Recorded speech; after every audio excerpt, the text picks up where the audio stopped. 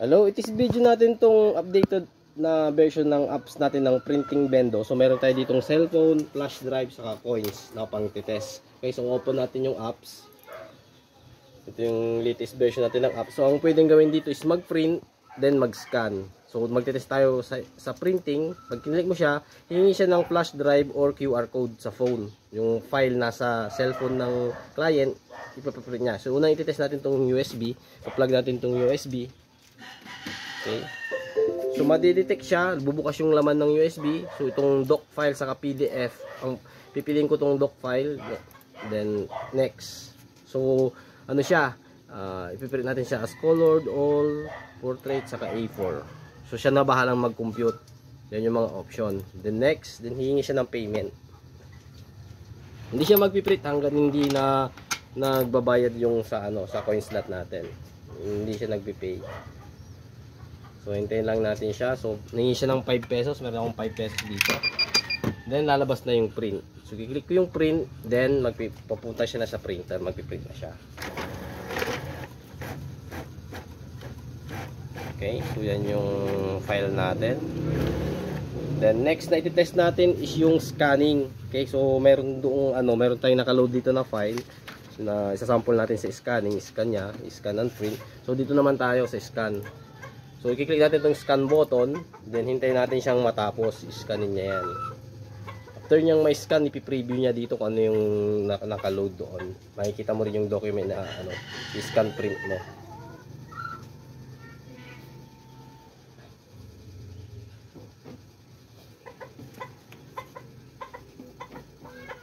Okay, tapos na siyang nag-scan, then ipipiliin natin yung mukhang grayscale lang siya. Then next, so bubukas ulit siya sa payment, hihingi siya ulit ng payment before niya i-print.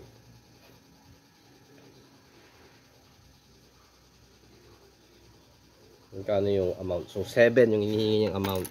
So 5, 6, 7. Then kiklik natin yung print. Okay, so after print, yan, mag-start na siyang printing after mabayaran. So yung mga amount dito configurable, may setting siya dito na kayong magsiset ng mga amount kung magkano yung long, magkano yung short, magkano yung colored, grayscale. Okay. So after nitong scanning, ang next na i-test natin is yung QR code. Yung file na ipiprint ng client is nasa cellphone nila. So isi-send nila dito sa apps. Ko-connect sila dito using yung QR code. Okay, so next tayo is itong QR code. Okay, so nandito yung phone. Sige, kukunik muna natin siya sa network natin. Kukunik muna siya sa network. Okay. Hintayin lang natin mag-connect sa network. Okay, connected na yan. After connection, scan natin yung QR code. Connected siya. Scan mo na yung QR code. Open mo yung pang-scan mo ng QR code. So, scan mo yung nasa apps natin. Okay. So, pag na-scan niya na yung QR code, ibibigay niya yung link, ibubukas yung apps ng yung pang-upload. Okay, so yan. So meron doong choose file. So i-click mo 'yon, ilolocate mo yung file na ipiprint mo. Okay? So siya ilolocate niya yung file na document file niya or PDF file. So nasa document niya, then yung Claris Pinulyar na file. So wait, huwag mo na i-upload. Papakita ko lang na wala pa siya dito. Ito yung storage natin, wala pa siya diyan.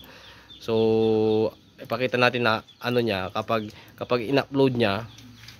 Okay, so sige, i-proceed mo. I-select mo yung file, then sige, add. Then i-click mo yung upload. So pansin mo nadagdag siya dito. So after niya madagdag, tapos na yung sa phone, nandito na yung sa apps natin. I-click mo lang tong QR code dito, ito na yung Claris Pinulyar na file niya.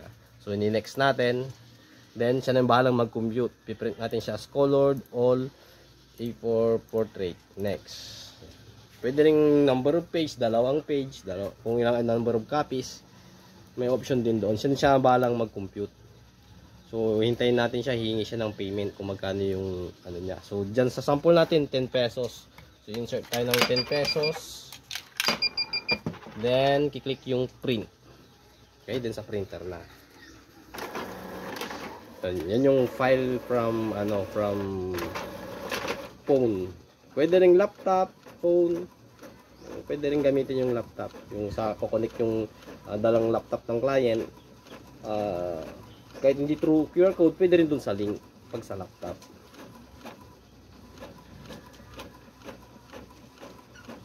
So, yan yung file ni Clarice. Then, balik na siya sa apps. So, yung apps natin, ganun lang siya. Balik ulit. Magpiprint ka from USB or scan from QR code or yung ano natin, yung scanner natin. Then, dito yung settings. Meron tayong settings dito. So, lalagin tayo dito. Ito naman is pang ano na to, dun sa may-ari na to. Sa daily usage, hindi naman pumupunta dito. Okay? So, yung settings natin, dito mo sineset yung ano, yung mga prices, saka yung ano, printer, dito yung configuration natin. Okay? So, back to dashboard. Yan yun lang yung ano natin, updated version. Okay?